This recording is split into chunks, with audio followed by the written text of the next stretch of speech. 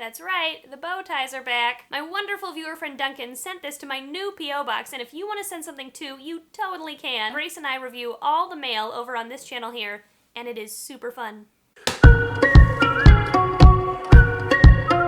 Hey everyone, so I have something to admit.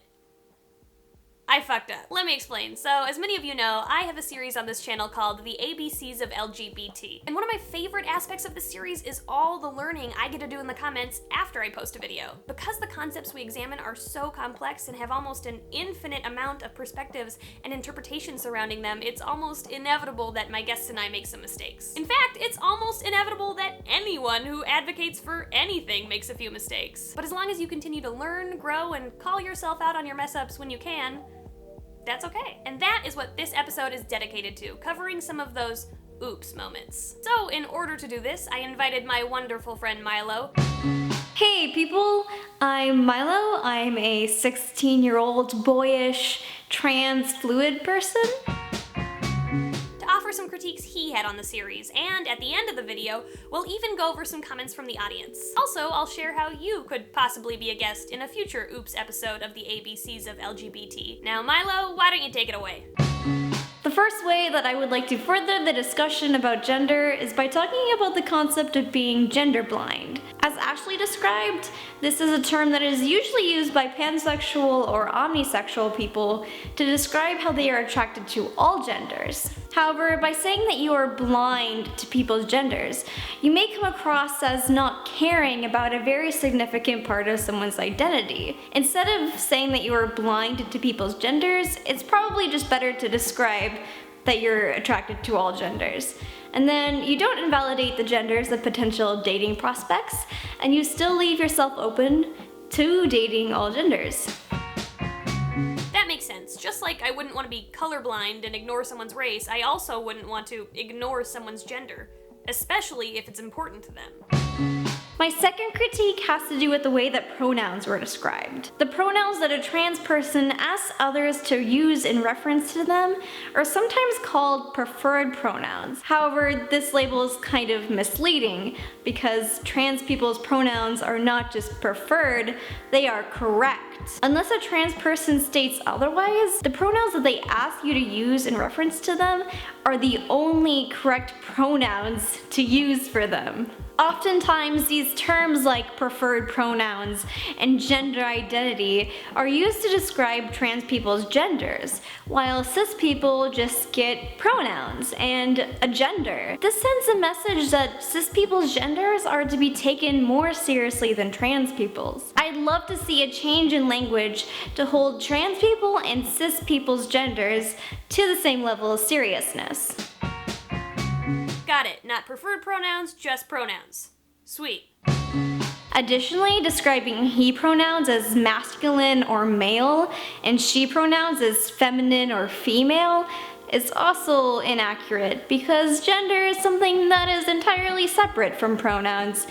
For example, there are a lot of trans guys that don't use he pronouns, while there are a lot of non-boys that do use he pronouns.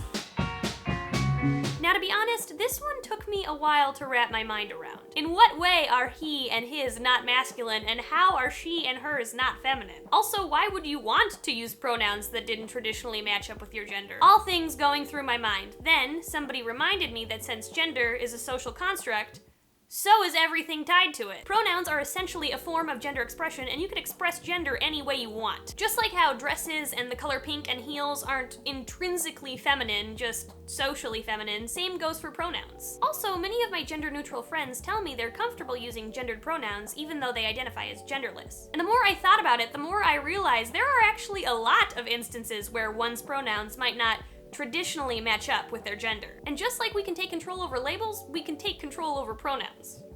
Heck, pronouns are just another label after all. My next critique is on the definition of biological sex that was provided. This concept was just kind of generalized, so I would like to expand upon it a little bit. Biological sex is actually a social construct.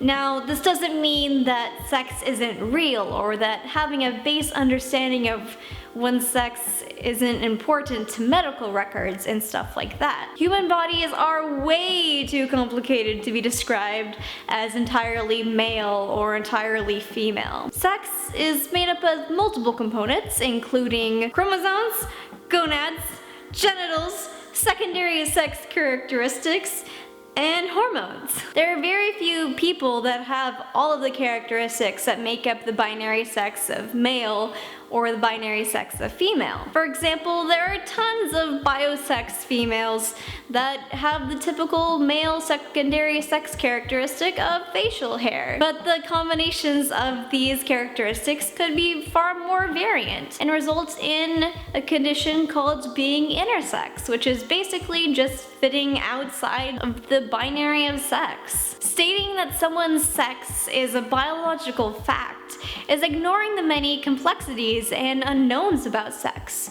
For example, very few people actually know what their chromosomes are. Thus, labeling a body as male or female based solely on outward appearance is assuming a lot about chromosomes, hormones, and internal anatomy. Furthermore, the social construction of sex is very visible through the way the sexes of intersex children are assigned. Because of the fear of falling outside of the binary of sex, most intersex children will be assigned to one of the binary sexes based off of certain criteria just hours after they are born. An intersex child that has ovaries will typically be assigned to the female sex based off of the person's ability to potentially bear a child. This way of determining a female based off of their potential ability to bear children reveals a strong connection between the social construction of sex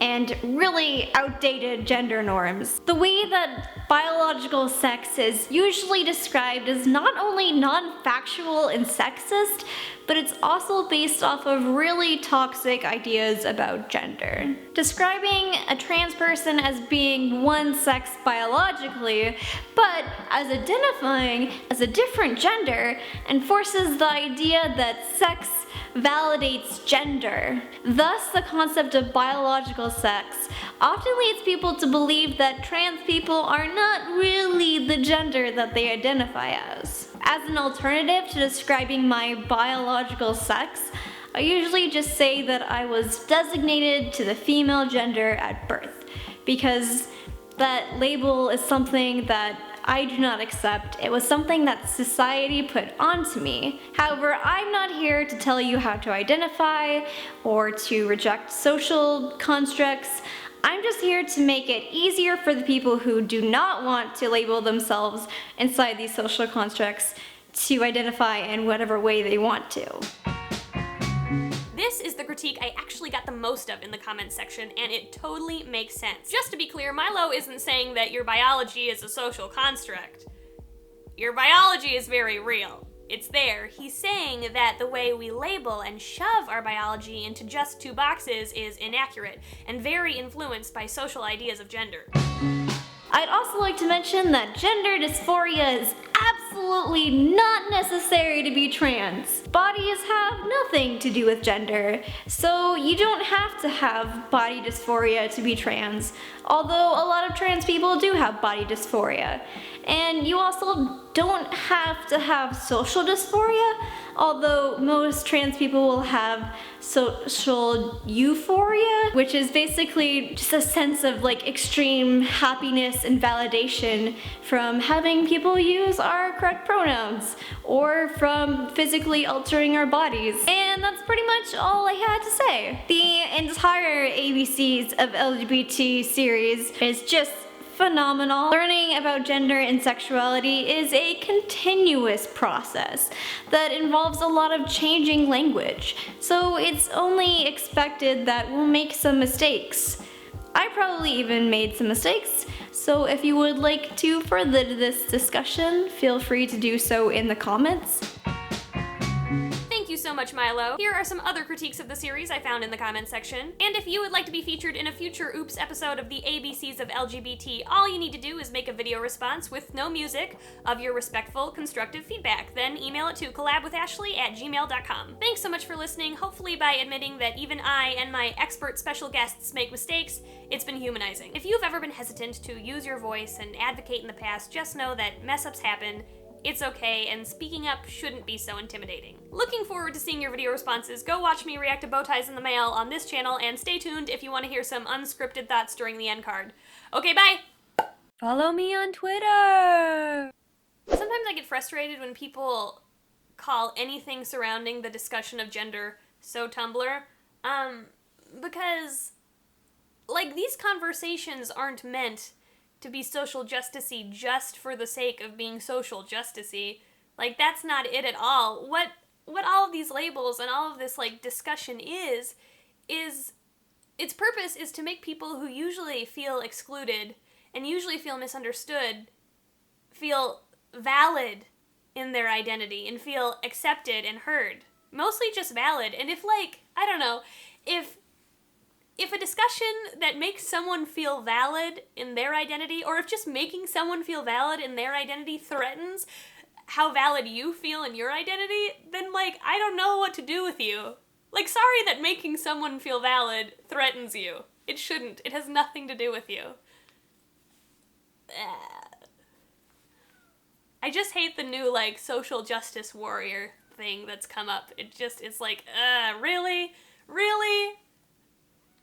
It's another person's label is not about you. But anyway, tell me what you think in the comments. I'm interested. All right, bye.